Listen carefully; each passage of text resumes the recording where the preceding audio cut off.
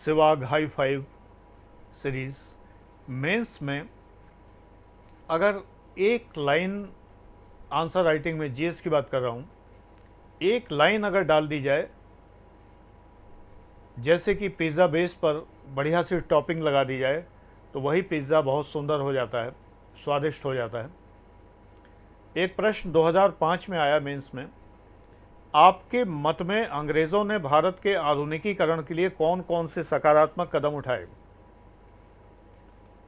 What positive steps were taken by the British for modernization of India in your view?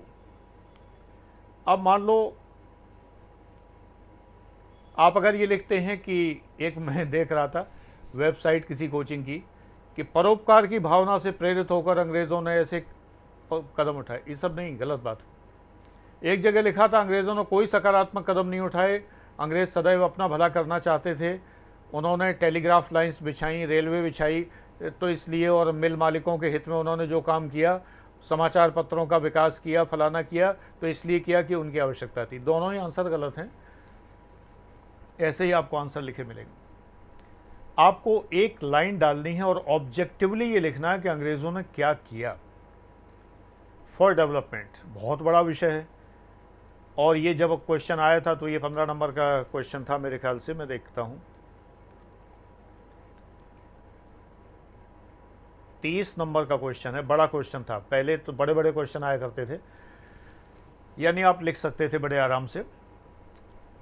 तो अगर इस समय मान लो क्वेश्चन आ जाए आज के परिप्रेक्ष्य में, और आपको कुल मिला के 150 शब्दों में लिखना हो, 200 शब्दों में लिखना हो, 200 में आ रहा है, 20 क्वेश्चन 200 में 4000 वर्ड लिखने होते हैं टोटल, 200 वर्ड्स में आ जाए तो बहुत बढ़िया क्वेश्चन है।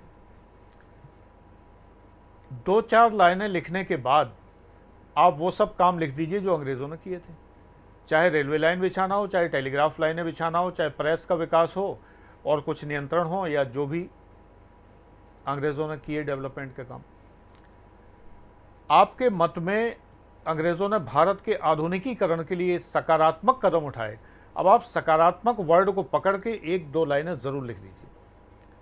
आप ये लिखिए कि कोई भी शासक जब कोई लोक नीति, सरकारी शब्द इस्तेमाल करिए, जब कोई लोक नीति बनाता है, पब्लिक पॉलिसी, ये बहुत ज़रूरी शब्द है। जब आप सरकारी शब्द लिखते हैं ना तो आपको नंबर ज़्यादा मिलते हैं, वो समझ जाते हैं कि ये है सरकारी अफसर होने लायक। लोक नीति बनाता है कोई शासक, तो प्रायः जो जनता है उसे 3 रूपों में देखती है।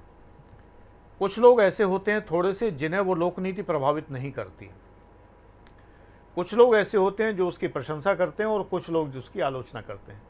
यानी सदैव लोक नीतियाँ प्रकार्यात्मक, दुष्प्रकार्यात्मक और अप्रकार्यात्मक होती हैं। अब ये हुआ नंबर मिलने वाला मामला, मर्टन, पार्सन्स सब आ गए इसके अंदर, ये प्रकारवाद आ गया, और यही नहीं, संरचनात्मक प्रकारवाद भी आ गया, विल्बर्ट मूर भी आ गए, और डैनियल भी आ गए, और तमाम सारे थिंकर्स अपने आप आगे, नाम लिखने की ज़रूरत नहीं। एग्जामिनर्स बहुत विद्वान होते हैं, और कोई हेडमास्टर नहीं होते हैं एग्जामिनर, बुरा मत मानना। Head of the department professors नहीं होते हैं, कभी नहीं होते हैं।